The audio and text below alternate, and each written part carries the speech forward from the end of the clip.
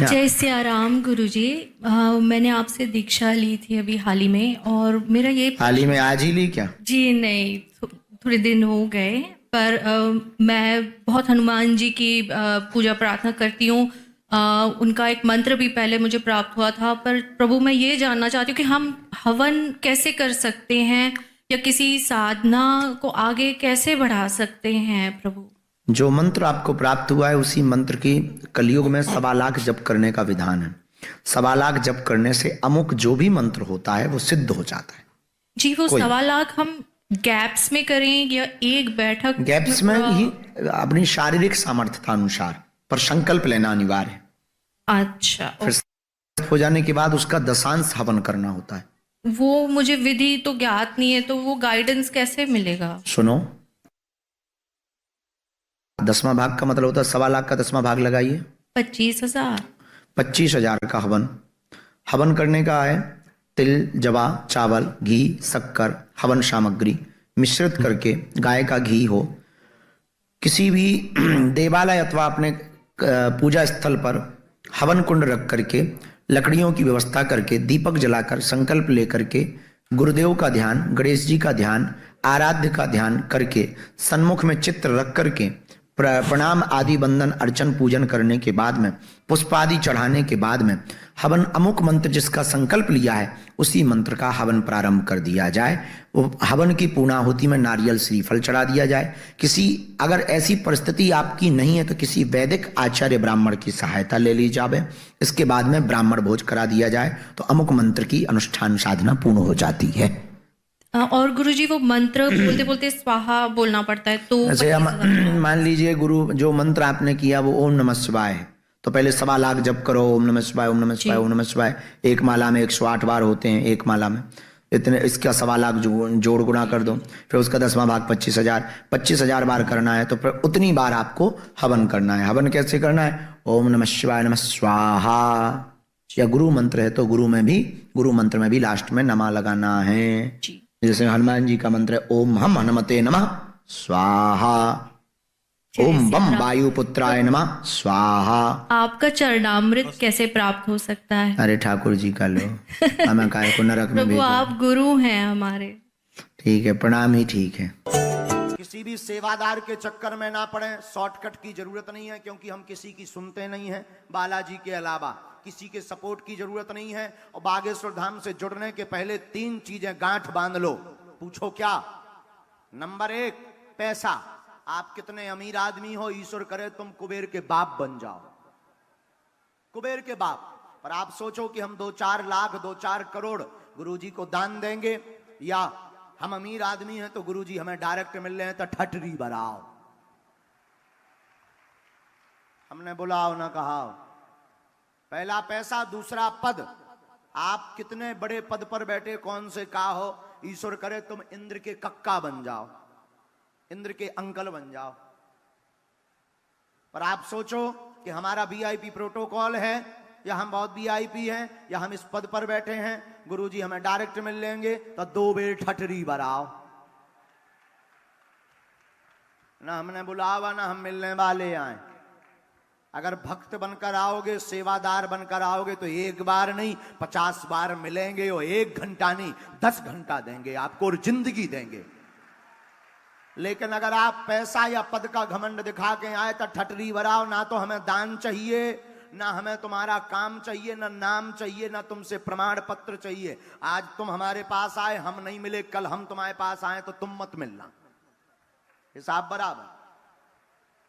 लेकिन आप सोचो कि इस चक्कर में गुरुजी मिलने तो ठटरी भराओ। पूछो क्यों? अमीरों को तो लाखों गुरु हैं, जिनके पास रुपया या पद होता है उनके लिए तो वीआईपी गेट खोल दिए जाते हैं, वीआईपी गेट से मिल लिया जाता है, काजू का प्रसाद दे दिया जाता। उनका कौन है जो 2 रुपया उधार उठा करके पंडालों में आते हैं? उनके बागेश्वर बालाजी हैं। और ये बिल्कुल कान खोलकर सुन लो, इसमें कोई संदेह नहीं है। अभी भी अगर आप इस निष्ठा से बैठे हो तो यू कैन गो, आप जा सकते हो। और तीसरा सपोर्ट, आपने सपोर्ट किसकी लगाई? अगर आप भक्त हो, राम नामी हो, हनुमान जी के भक्त हो तो हमारे सिर पर बैठोगे, क्योंकि हम संतों के और हनुमान जी के भक्त हैं। उन्हीं की सपोर्ट मानते हैं, उन्हीं की आज्ञा मानते हैं, बाकी हमें नहीं है पतो।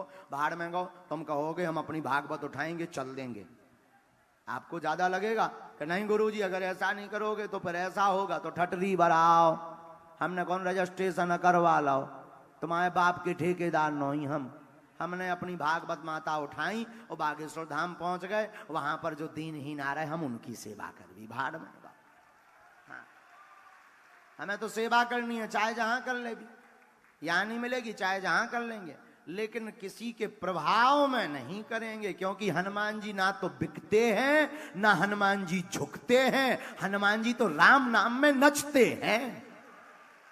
हाँ, ये है कि तुम सोचो कि हम बता दें तो अब हमारे पे मुंह खराब है, पर हमारे पर डिस्टर्ब ही हो जात। सीताराम है, बोलो सीताराम।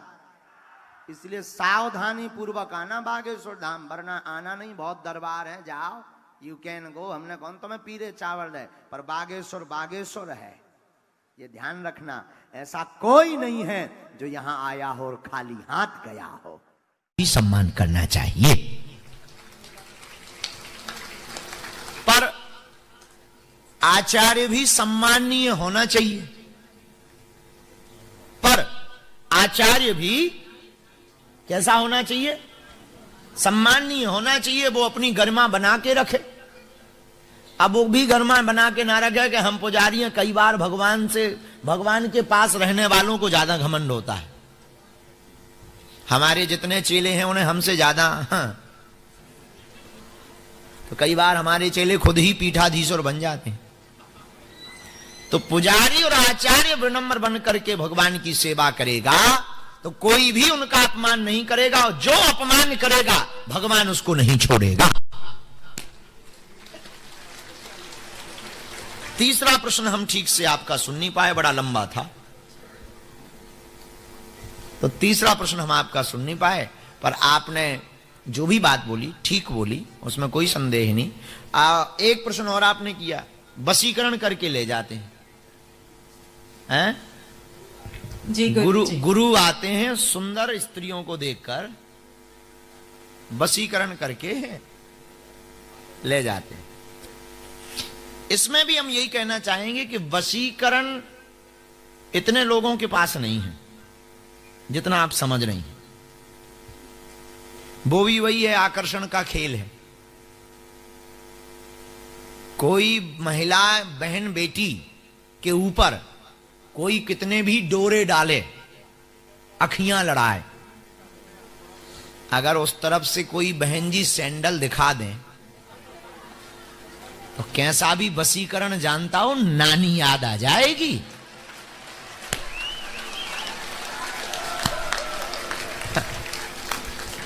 एक बार सैंडल भर दिखा दें, वो वशीकरण का बाप जानता हो। अब ये भी करें और उधर से भी, तो फिर वशीकरण की जरूरत ही नहीं है। बिना वशीकरण के ही जय बजरंगबली। फिर इसी में आपने एक बात और जोड़ी, पति पत्नी को अलग कर देते हैं। जब दो प्यार करने वाले होते हैं तो वो तीसरे को हटाना ही चाहते हैं कि जो भी तीसरा रोड़ा हो।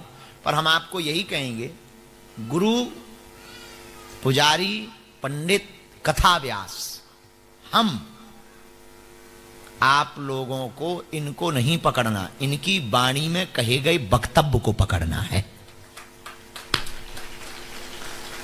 नहीं समझे आप? वक्ता को नहीं पकड़ना है, वक्ता के बोले हुए वक्तव्य को पकड़ना है। इसलिए बहन जी, जो आपका ये वाला प्रश्न है, ये थोड़ा सा विचित्र ही है। अब रही बात आकर्षण की, वो कहीं भी हो जाता है, पर गुरु, साधु और आचार्य को परिपक्व होना चाहिए। हमने विवेकानंद की कल कथा बताई थी। ऑफर आते हैं, ऑफर का अपना काम है, ऑफर आएंगे, आपको एक्सेप्ट करना या नहीं करना ये अपना विषय, और कभी भी एक तरफ से ऑफर एक्सेप्ट नहीं होता। दोनों तरफ से होते हैं, इसलिए इस पर भी विचार करने की आवश्यकता नहीं है। अब तीनों का एक समाधान और सुन लो, अंतिम। पहले आप